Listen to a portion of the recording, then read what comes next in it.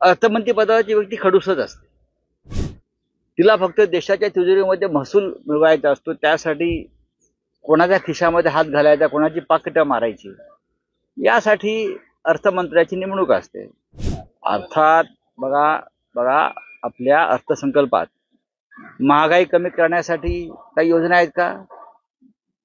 मुळात 12 lakh income tax भरण्यासाठी 12 lakh income आणावं लागेल ना. अर्थमंत्री खडूसच असायला पाहिजे. आता खडूस नाही आहेत काय त्या कशा प्रकारे बोलतात, त्या कशा प्रकारे एखाद्या चुकीच्या गोष्टीचं हा बघा अग्रलेखामध्ये त्या बाईनं खडूस म्हटलं, त्यामागचं तुम्ही संपूर्ण अग्रलेख वाचा. अर्थमंत्री पदावरची व्यक्ती खडूसच असते, कठोर असते आणि दयाबुद्धीनं काम न करणारी असते. तिला फक्त देशाच्या तिजोरीमध्ये महसूल मिळवायचा असतो. त्यासाठी कोणाच्या खिशामध्ये हात घालायचा, कोणाची पाकिटं मारायची, यासाठी अर्थमंत्र्याची नेमणूक असते. प्रधानमंत्र्यांना ज्या गोष्टीचा वाईटपणा घ्यायचा नसतो ते अर्थमंत्र्याच्या माध्यमातून घेत असतात. तर हा फार मोठा विषय नाहीये. बोला.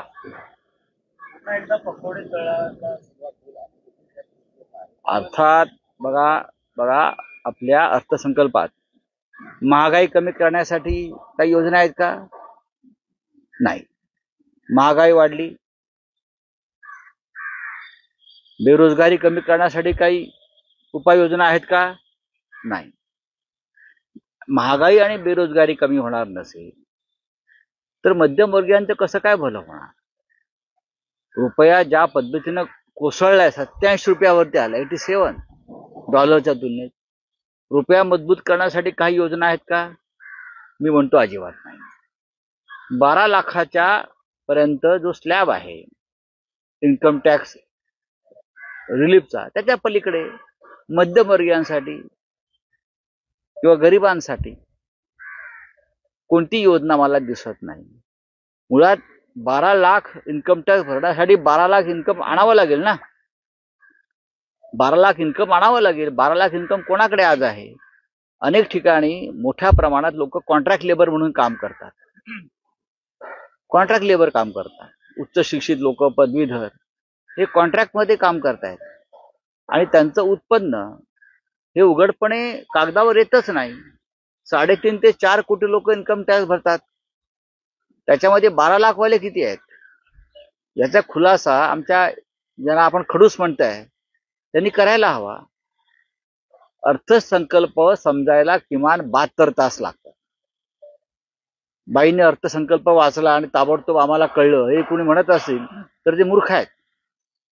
किमान 72 तास लागतात अर्थसंकल्प नीट समजून घ्यायला. मी कालही म्हणालो, आम्ही नाणी पालखीवाल्यांचं भाषण ऐकायला जायचो की अर्थसंकल्पात काय आहे. आपल्याकडे असे कोणते मोठे तज्ज्ञ आहेत की लगेच त्यांना अर्थसंकल्प कळला?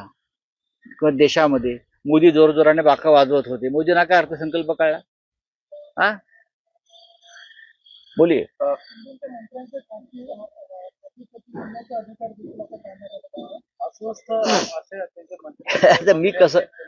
मी कसं काय सांगू?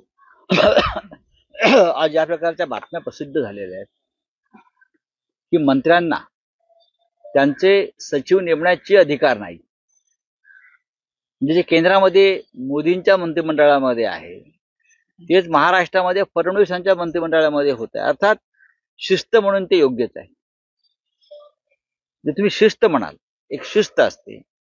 जर मुख्यमंत्र्यांनी त्या शिस्तीच्या संदर्भात अशा प्रकारे काही ठरवलं असेल तर त्याच्यावरती फार टीका करण्याचं कारण नाही.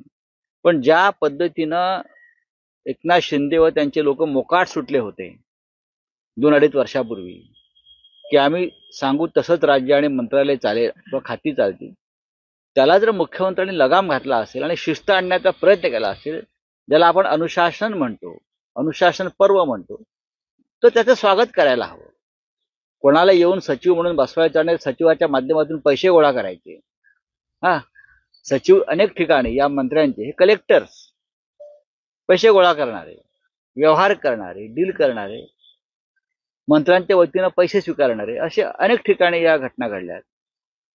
आणि त्याच्यामुळे जर देवेंद्र फडणवीस यांनी मुख्यमंत्री म्हणून त्याच्यावर नियंत्रण आणलं असेल तर त्याच्यावरती फार टीका व्हावी किंवा त्याच्या संदर्भात काही प्रश्नचिन्ह निर्माण करावं असं मला वाटत नाही. 80,000 कोटी बाकी आहे टेंडर जी घेतली गव्हर्नमेंट कंत्राटदारांची. आता कंत्राटदार आंदोलनाचा नाही 80,000 कोटी ही कामं कंत्राटदारांकडून करून घेतली आहेत किंवा न करता त्यांच्याकडून 25% कमिशन घेतलं. कंत्राटदार 80,000 कोटी कागदावर जे दिसत आहेत तुम्हाला त्यांच्याकडनं कामं करून घेतली किंवा कामाच्या नावाखाली निवडणुकीच्या आधी ज्यांना हा निधी दिलेला आहे आमदार त्यांनी थेट कंत्राटदाराकडून कामं सुरू होण्याआधी 25% घेतलेले आहेत. सगळ्यांना माहिती आहे. आता 80,000 कोटीचे तुम्ही 25% जर काढले तर गेल्या 2 वर्षामध्ये किती हजार कोटी या फुटीर आमदारांच्या खिशात गेलेत आणि त्यांनी पक्ष का सोडला आणि अजूनही ते शिंदे अजित पवारांना का चिटकून राहिलेत याचं कारण कळेल. 80,000 कोटीचे 25% तुम्ही काढा, किमान 20,000 कोटी होत आहे. किमान 20,000 कोटी होत आहे. ते 20,000 कोटी रुपये कंत्राटदारांकडून टेबलाखालून आधीच घेण्यात आलेले आहेत. हे तुम्हाला स्पष्ट दिसत आहे. 80,000 कोटीचे व्यवहार ज्या ठेकेदारांबरोबर झाले ते रस्त्यावरती उतरलेले आहेत. हा पुरावा आहे सगळ्यात मोठा. त्यांना का त्यांचं काम जर झालं असेल त्याचे पैसे काय मिळत नाहीत, ते का थांबवले आहेत? मुख्यमंत्र्यांनी आदेश देऊन हे पैसे थांबवले आहेत. त्याचं कारण त्यांना त्याच्यामध्ये भ्रष्टाचार दिसतोय, कमिशनबाजी दिसते, दलाली दिसते. राऊतसाहेब, राष्ट्रवादी काँग्रेसचे एक मंत्री माणिकराव कोकाटे असं म्हणतात की भाजपमध्ये गेल्यावर सगळेच जण आमदार होतात, अनेक जण आमदार होतात, पण भाजप माझ्यासाठी काही लकी ठरला नाही. भाजपमध्ये मी गेलो तेव्हा मी पराभूत झालो, पण अन्य पक्षात गेलो तेव्हा मी जिंकलो. त्याला प्रवीण दरेकर असं म्हणतात की भाजपच्या पायगुणाने तुम्ही मंत्री झाला. आठवण बघा, कोकाटे आणि दरेकर यांच्यातल्या संवादाला उत्तर देण्यासाठी मी इथे उभा नाही. लहान गोष्ट आहे. पण असा काही अनुभव आहे का भाजपमध्ये गेला की आमदार होतो आणि ते कोकाटे म्हणतात त्यांच्यासाठी भाजपमध्ये गेलेले भ्रष्टाचारी आमदार होतात एवढंच मला माहिती आहे. सगळे चोर लफंगे लुच्चे भ्रष्टाचारी एकदा भाजपमध्ये गेले की त्यांना प्रतिष्ठा मिळते, ते आमदार होतात, ते खासदार होतात आणि ते मंत्री होतात. हे मी सांगू शकतो. बाकी दुसरा कोणाचा अनुभवाविषयी मला माहित नाही. राऊतसाहेब, कालपासून एक चर्चा आहे महाराष्ट्राच्या राजकारणात, काळी जादू, लिंबू. काल रामदास कदम असंही म्हणतात की उद्धव ठाकरेंनी जेव्हा बंगला सोडला तेव्हा साधारण एक टोपलेभर लिंबू. बघा, हे पहा की हे जे रामदास कदम आहेत ते स्वामी रामदास नाहीये की ज्यांचं तुम्ही ऐकायला पाहिजे. आता काळ्या जादूविषयी कोणी बोलायचं, मुळात ही अंधश्रद्धा आहे. या संदर्भात जर कोणी बोलत असेल तर त्याच्या संदर्भात अंधश्रद्धा निर्मूलन जी समिती आहे किंवा जो कायदा आहे त्यांनी कारवाईच केली पाहिजे. माझा काल प्रश्न इतकाच होता की देवेंद्र फडणवीस अद्याप वर्षा बंगल्यावरती का राहायला जात नाही, याचं उत्तर रामदास कदमांनी द्यावं किंवा एकनाथ शिंदेनी द्यावं किंवा स्वतः भाजपच्या प्रवक्त्यांनी द्यावं ना. एकनाथ शिंदे देवेंद्र फडणवीस वर्षा बंगल्यावर जायला राहायला का घाबरतायत, त्यांचं कुटुंब का घाबरत आहे, हा एक साधा प्रश्न आहे. त्याच्यामध्ये मी असं म्हटलं का तिथे काय मिरच्या आहेत, लिंबू आहेत, अजून काय आहे? नाही. त्यांनी जायला पाहिजे. मुख्यमंत्र्यांचा अधिकृत बंगला आहे तो.